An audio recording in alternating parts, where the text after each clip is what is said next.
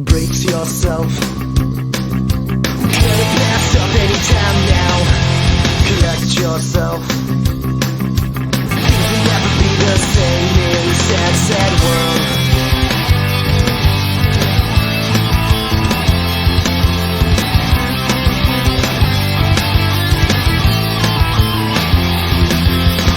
Walk around the light a bit, trying to make the pieces fit to a puzzle with a million missing pieces. When I'm feeling fine is when I discover that I'm afraid to blow my cover, and there's something very wrong with this. So slip back in your hole. Okay, good morning everybody. Good to be with you today. I have a question for you to think about.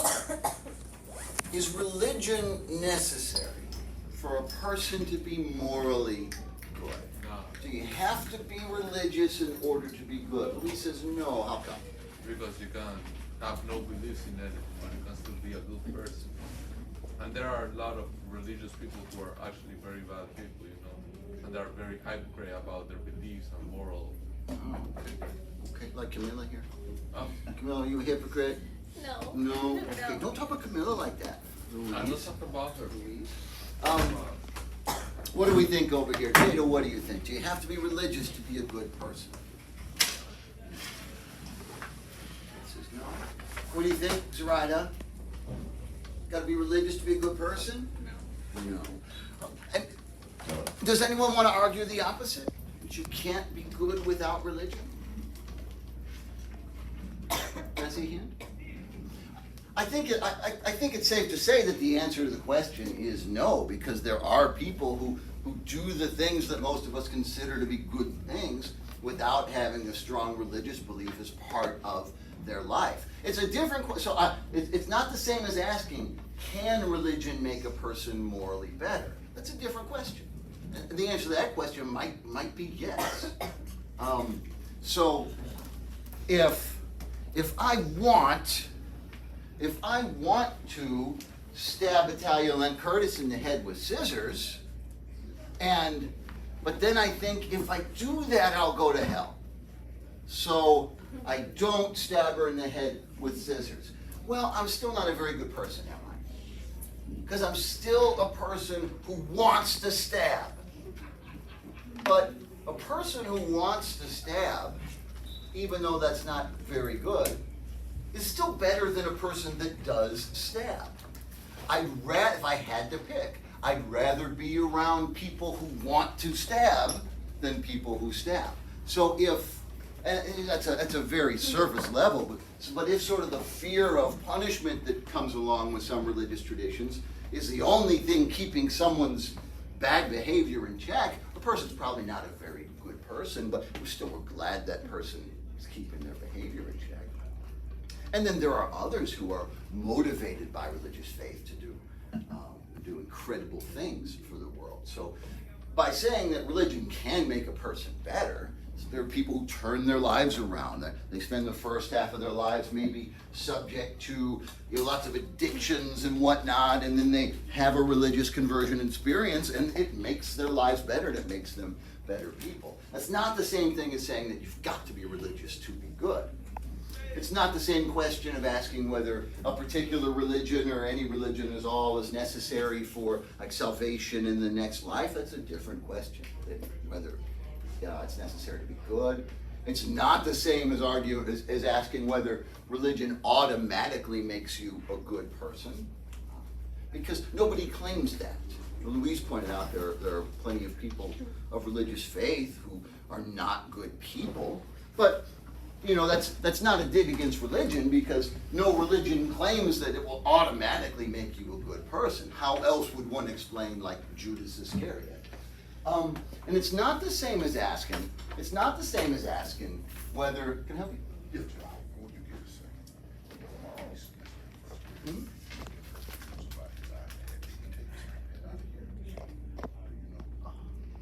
And I told him not to because he didn't remember the form. So probably not. But he doesn't seem to understand. Gotcha. Okay, because he's assistant at the Aviola with his leg. He probably got confused. Okay. All right.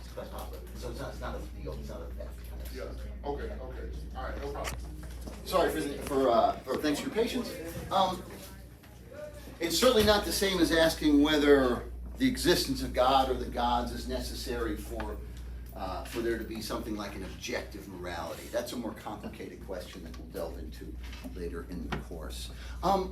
So if religion's not necessary for a person to be morally good, does that mean that... Student, please find an introduction. Dr. Craig and Mr. Spencer, please report to the conference room at this time.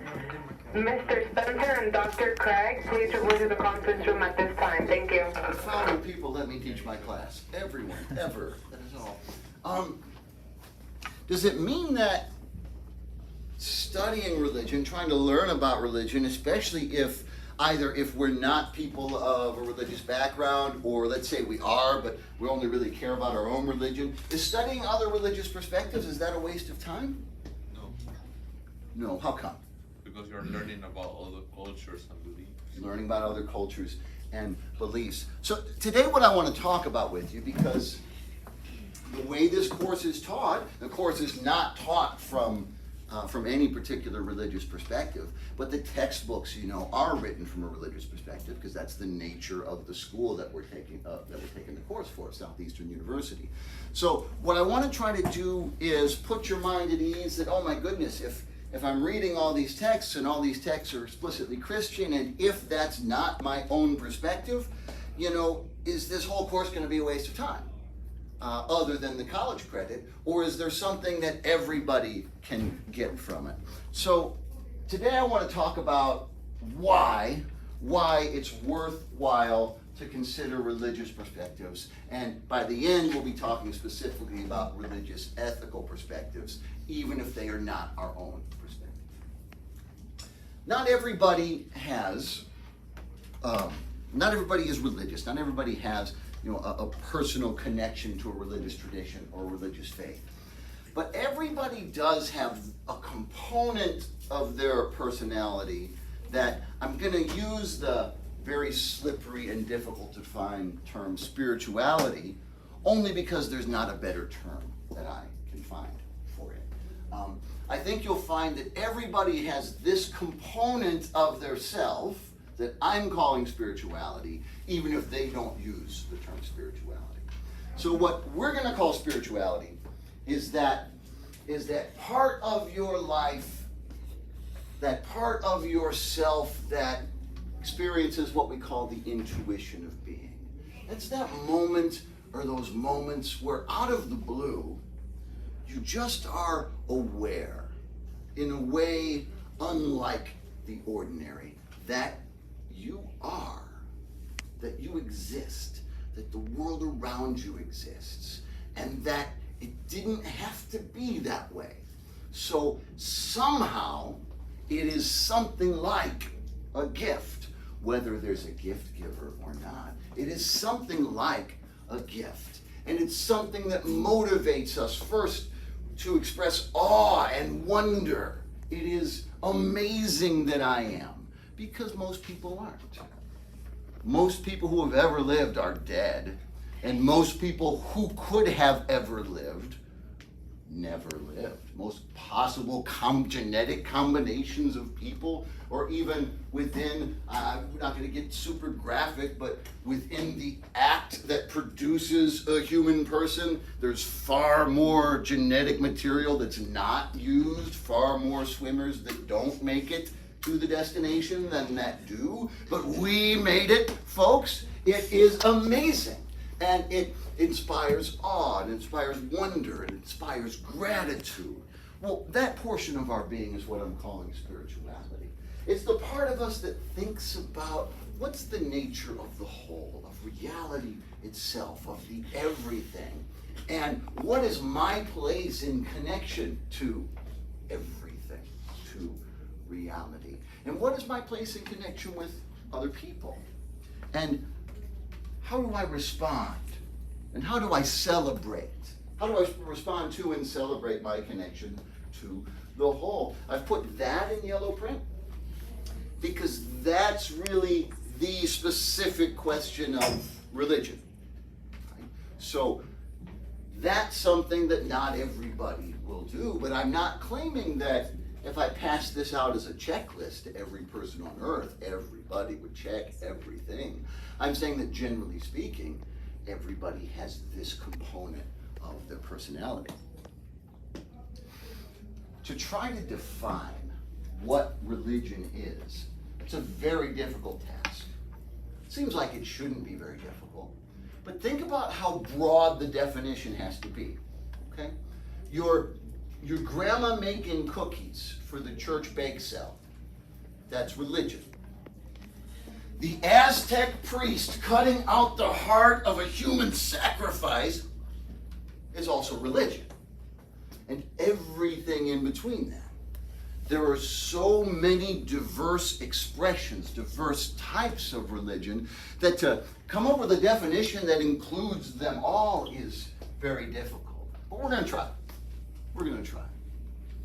So, religion, we'll say, is a method of relating to reality by way of traditional stories and rituals, usually as part of a community. Religion often involves faith, especially in the supernatural, and doctrinal commitments to perceived revealed truths. Let's break some of these terms down. When I say traditional, I mean handed down. You know, new religions do pop up, and perhaps the founders of a new religion are making some of it up on the spot. But most folks are part of a religion that has a tradition that goes back decades or centuries or millennia. All right? And so it involves the passing down of wisdom, of knowledge, of stories. When I speak of faith, well, faith has two main components.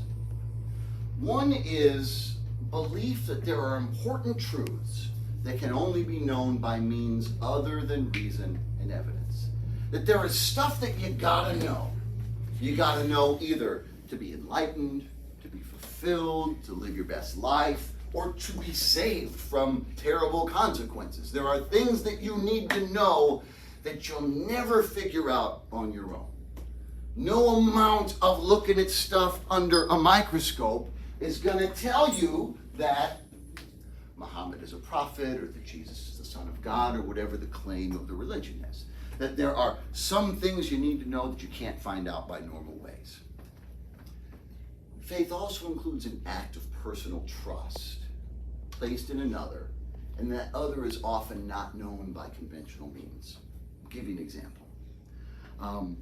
Especially in the evangelical Christian tradition in our own culture, in the past couple hundred years, it's become very common to use language like this, to speak of accepting Jesus as one's personal Savior. And often within that faith tradition, people will speak of Jesus as someone that they have a close friendship with. Will speak of Jesus as someone they know well and who knows them well. And they speak from a place of deep sincerity and deep commitment and deep trust. They're not claiming that, they meet up with Jesus at Burger King, that they hang out, that they know him through the normal ways that we know other people. They're claiming that there is another way of knowing, a higher way of knowing from that perspective.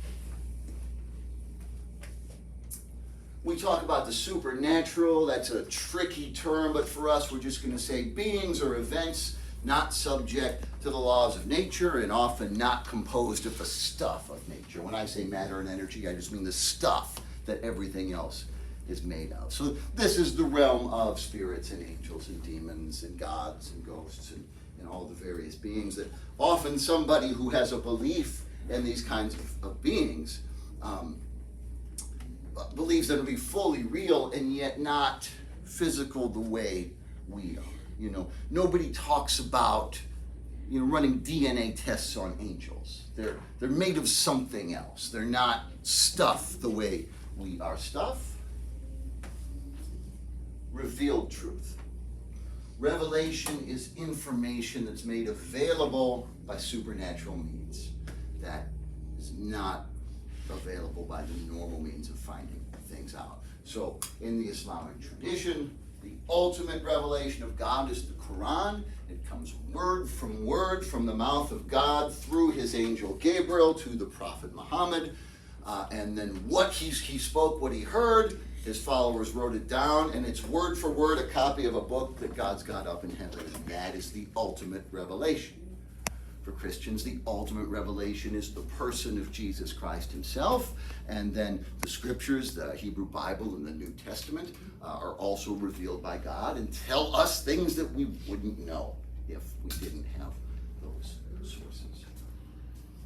The many other religious traditions have different sources of revelation and different spirit beings and whatnot, but this is you're always going to find exceptions because there's so many religious traditions, but this is a generally true statement about religion itself, I believe.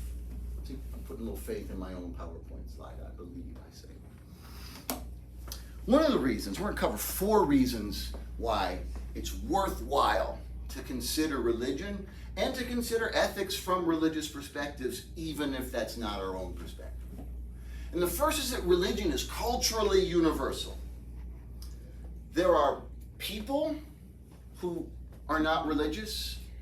There are no peoples who are not religious. There are individuals who don't have religion.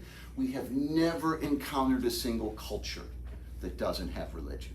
Not even a small tribe anywhere ever have we found that does not have, and it's an elaborate, there's stories and myths and rituals and rites and beliefs.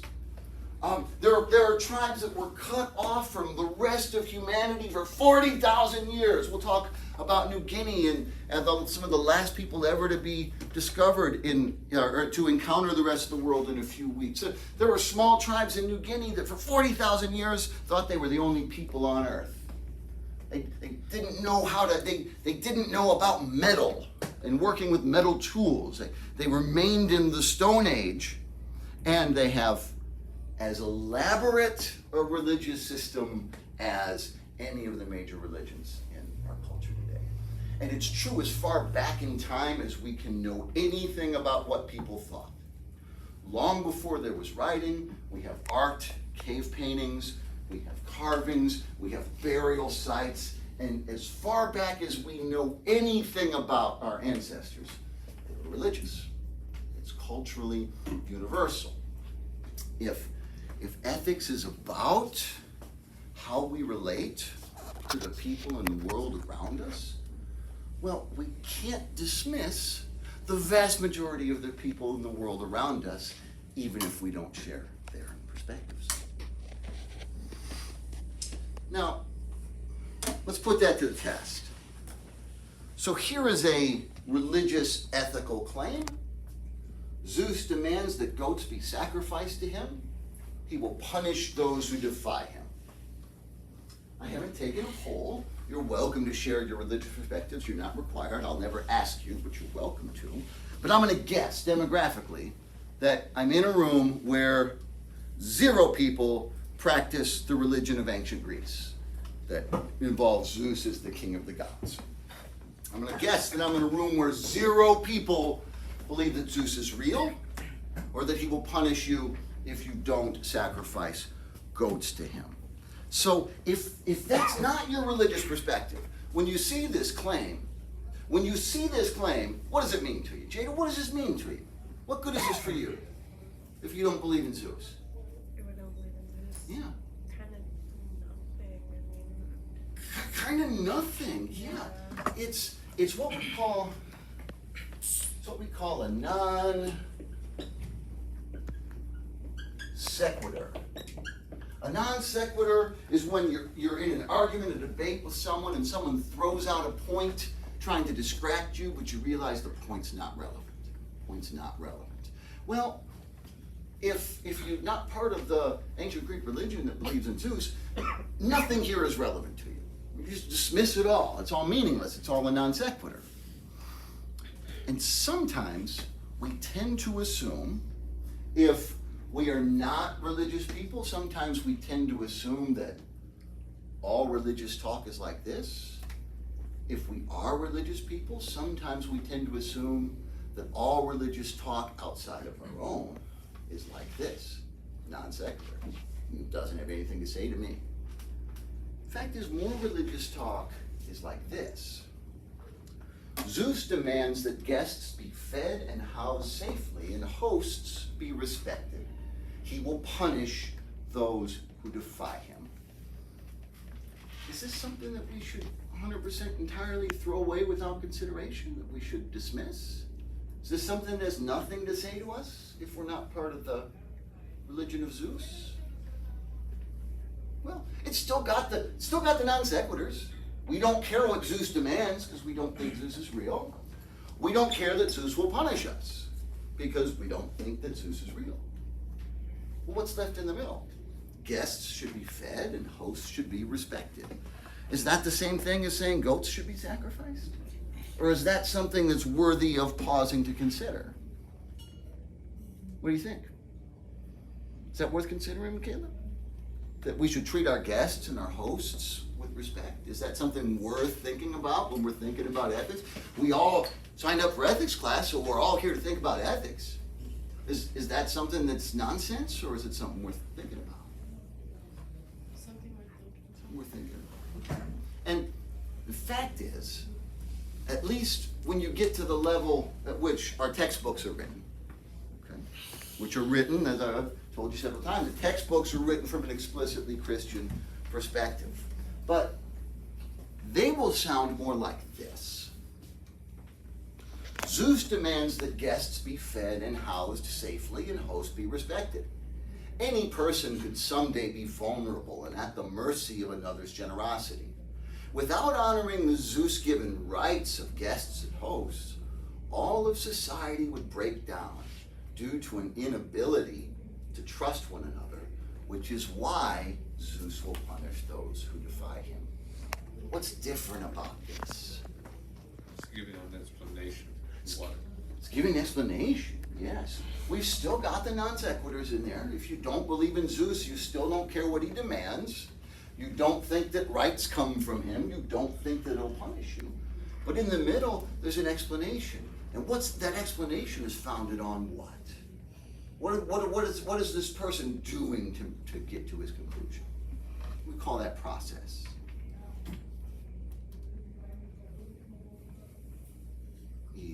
Is he just relying on tradition? Is he just guessing? Is he shaking a magic 8-ball? Or is he reasoning?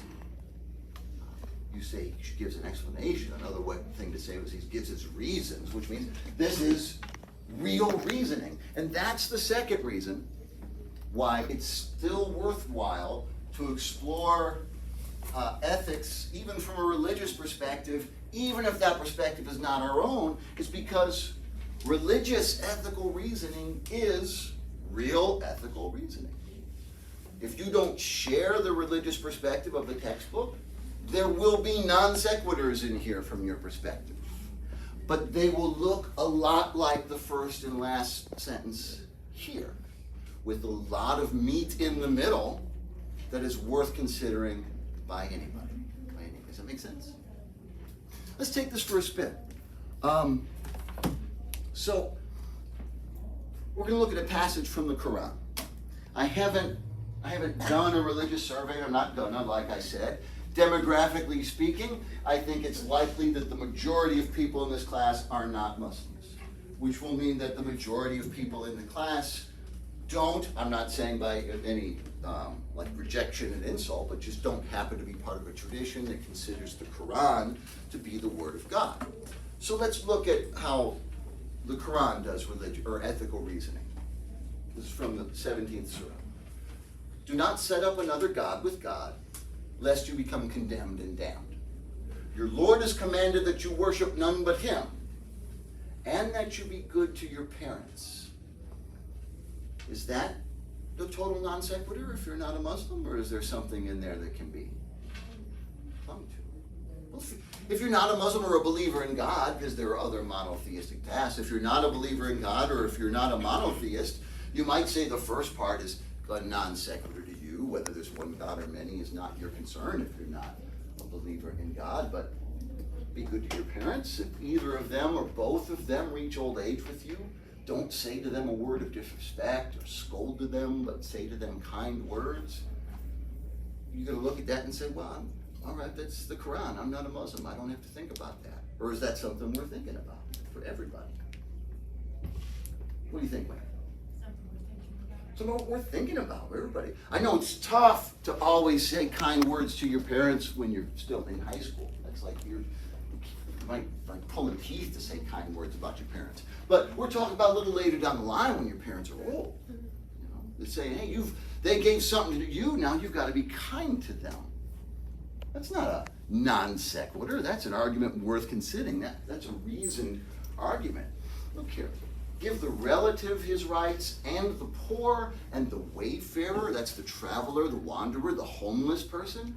And do not squander wastefully. Don't blow your money on stuff you don't need when people go without food. The extravagant, that's the people who spend a bunch of money on luxuries. They hoard wealth for themselves while others do without the basic necessities. The extravagant are brethren of the devils. The devil is ever ungrateful to his Lord. And don't kill your children for fear of poverty. We provide for them and for you. Killing them is a grave sin. And don't come near adultery. It's immoral, an evil way. And do not kill the soul, and it doesn't mean soul literally here, it means life, the person. Do not kill the person which God has made sacred except in the course of justice. If someone is killed unjustly, we have given his next of kin certain authority, but he should not be excessive in killing, for he will not be unsupported. All that just a waste of time if we're not Muslims because it comes from a book that we don't believe actually comes from God? Is that what we'd say about that? Or is it stuff worth considering? Seriously worth considering.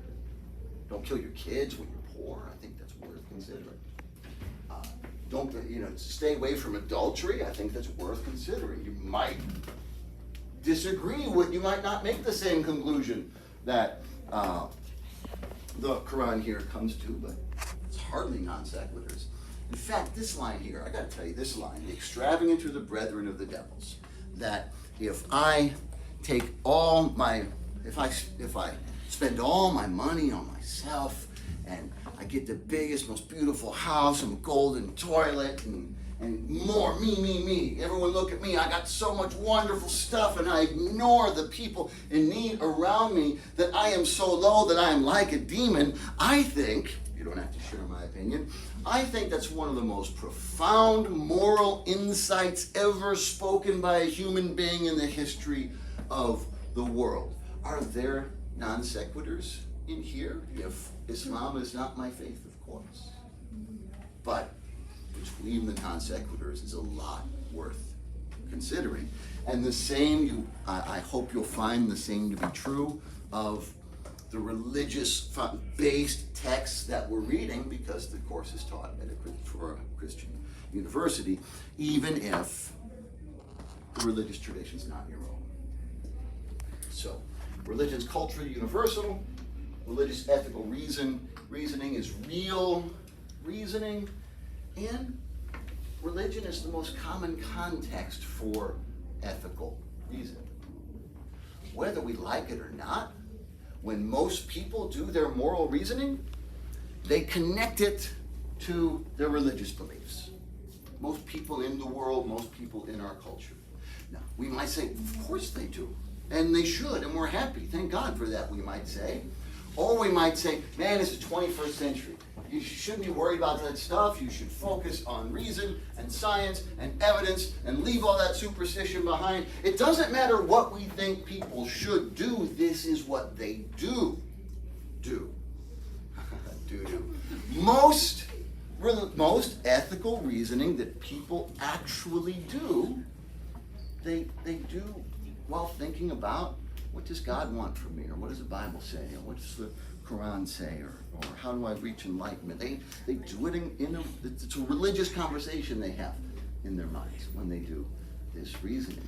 And once again, if ethics is all about how we relate to actual people, we can't dismiss almost all of the actual people, even if we don't like the way they do their reasoning. Related question for you. Nobody, I don't know what that is. Oh, one more. No, one more reason. Religion impacts society in profoundly positive and profoundly negative ways.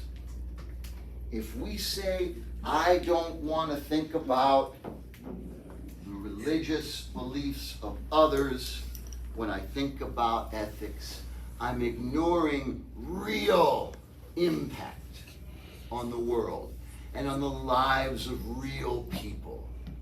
Deeply good things that are done in the name of religion, deeply bad things that are done in the name of religion. Both pictures here show things that are inspired by the same religious tradition. So Christianity, as understood by some, has inspired the missionaries of charity in India to devote their lives to caring for the poorest of the poor, regardless of the religious beliefs of those poor people. And Christianity, as understood by the Westboro Baptist Church, has inspired some of the most despicable, hateful language and behavior mankind has ever seen. They intentionally choose the most offensive way to make their point and the most offensive time. So they will go to the funeral of your loved one and mock his life and death and celebrate his death. They show up at funerals. They showed Matthew Shepard back in 98 or 99. He was a real young guy, older than you guys, but not much. Real young guy, he's a gay dude, and he just got murdered, massacred. All right, a brutal gay bashing that killed him. They showed up at his funeral. They had signs of Matthew Shepard in hell, and he was on fire. And they're showing this to his mother. They're showing this to his grandmother. And if you ask them, they say, well, we do it because that's what God wants from us. Christianity inspired us to do it. That's what they'll say. You ask these women, why have you given up everything? You'll never have children. You'll never have grandchildren. You live in poverty. You're around such suffering all the time. And they say, because we're Christians. It's what God wants from us. Religion is a powerful force for both good and evil in our society. And if we're going to live in it and live it in peace, I think we need to understand what's motivating both the good and the evil that's done around us in society.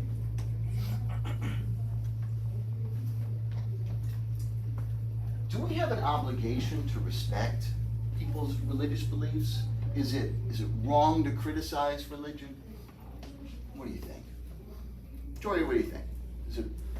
Should we respect everybody's religious beliefs? Is it wrong to criticize religion? Yeah. How come? Because sometimes somebody makes some positive way, and we also have sometimes we also have our own religions and our own way of thinking. So if one should be respected, we should respect it. Some golden rule there. Yeah. I guess golden rule in first, but still. What do you think, Camila?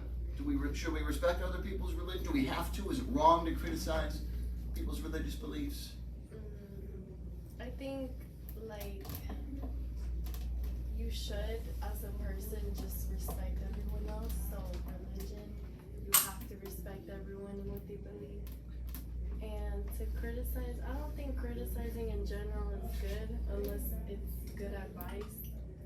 But I don't think, you should advise someone about religion, force it on the people. Sure. Yeah. I think it's wrong to disrespect religion. Okay. What do we think over here? Bernard, what do you think? Yeah, I agree with her. Yeah, I feel like religion should be respected. Same way how some people try to, not force, but try to make them believe one religion, and if they don't accept that, then they respect that they don't accept that. So they should also respect that, And then criticize. I feel somewhat wrong, but people get to say what they want to say. So notice, it's an important distinction. So notice, I'm not asking, should we be allowed to criticize religious beliefs? I believe in free speech. I don't believe in blasphemy laws. There are some countries where if you criticize the dominant religion, you've broken the law. I would never want to see that in this country. You're legally allowed to say whatever you want. It's not the same as whether it's morally right to say whatever you want. Legally, you can join the Ku Klux Klan in the United States of America. You can wear a white hood, and you can burn a cross, and you can do all that stuff. It's freedom of speech, freedom of assembly. Legally, you can do that stuff. Should you? No, I hope we're all agreed, no, you shouldn't. What do we think over here, Talia Lang Kurdish? Is it wrong to criticize religion? She says, yes. Got 2 stars. I just want to flick them. I really want to flick them. We could consider looking at it a different way. Think of a related question. Is it wrong to criticize someone's children? Is it wrong to criticize someone's children? What do you think, Spence? Wrong to criticize someone's children? Depends on the scenario. Depends on the scenario. Yeah, so, what if this is your job? So this is me in this situation, right? So I'm in a position where, look, criticizing someone's children, that's a tough spot to be in, but sometimes I have to. Sometimes it's my job to criticize children. So it can't, if their performance and behavior, things like that, so it can't be blanket wrong to criticize children. But when I'm in the parent-teacher conference, should I be saying things like this? She's an ugly moron who should just die. Is that how I should talk about somebody's children to them? No, because somebody's children are deeply, deeply important to them. Here's how I feel on the question of respecting religious beliefs and criticizing religion. I don't think that it's wrong to criticize religious beliefs or any set of beliefs. You heard the words "I think," right? So you do not have to think what I think. I don't think that there is any set of ideas that is totally immune to criticism. And I don't think there's any set of ideas that is totally respectable. The Westboro Baptist Church, I'm not speaking about Christianity as a whole. They're a tiny. Christianity is billions of people, and they have like 100. So this is not Christianity as a whole. But the things that make them uniquely Westboro Baptists, I do not respect those things. I think those ideas are contemptible and deserve to be criticized. But I do respect them as people. The first thing Camilla said, and I don't remember how she said it, but that's the point she made, is that we need to respect everybody. And since religious beliefs for many are so deeply embedded as parts of people's identity, deeply embedded in people's sense of self, respecting people, I think, leads us to treating their beliefs with respect whenever possible. So if I'm going to criticize somebody's religious beliefs, it's got to be because I find those beliefs to be contrary to the common good. If somebody wants to bring back an ancient, or the old Aztec religion that involved human sacrifice, I'm going to be the one to raise my hand and say, wait a minute, that's a bad idea. And if the Aztec priest says to me, but this is my religious tradition, this is my faith, this is what I believe, at the end of the day, it's more important to me that people don't get their hearts cut out than that people don't get their feelings hurt. But under normal circumstances, people not getting their feelings hurt unnecessarily is very important to me, because that's what it means to respect people. So rather than say we should never criticize them, I would say that we should use caution and recall that people's religious beliefs are very dear to them, and treat all people with respect, and then do whatever that requires. One more idea. Corey, what you got for me, bud? You have a something period? Yes. Miss Mercedes wants you to hand this on. Awesome. You want smile? Hey, everybody, Corey Bedell, get back up here. Ladies and gentlemen, Mr. Corey Bedell. A round of applause for Corey Bedell.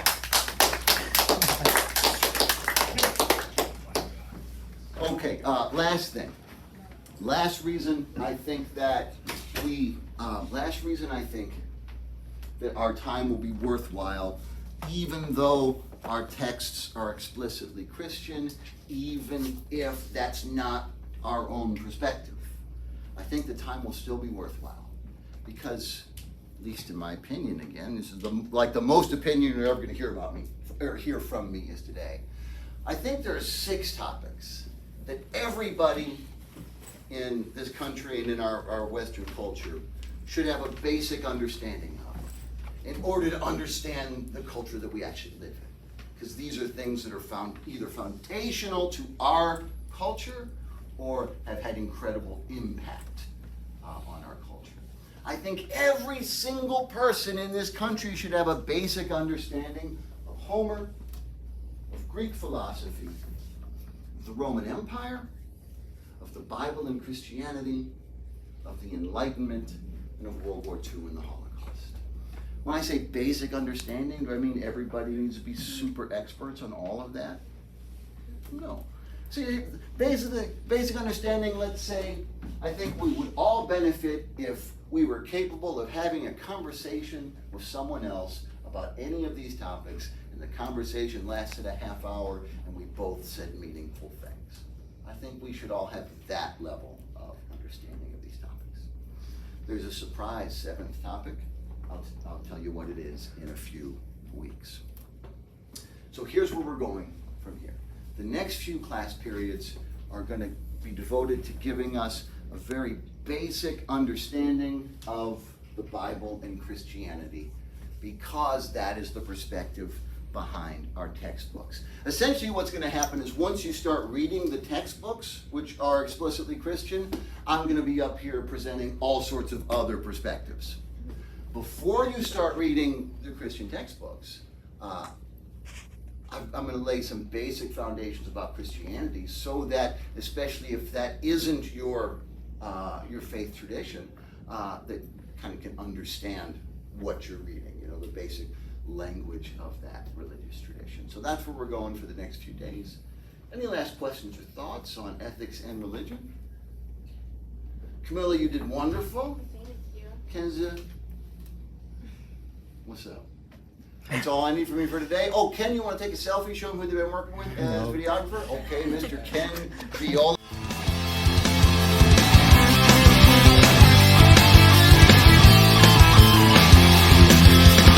Walk around a little bit, trying to make the pieces fit to a puzzle with a million bits and pieces. When I'm feeling fine is when I discover that I'm afraid to blow my cover, and there's something very wrong with this. So sit back in your hole, or get back in your cave. If I'm going down, I'm taking someone with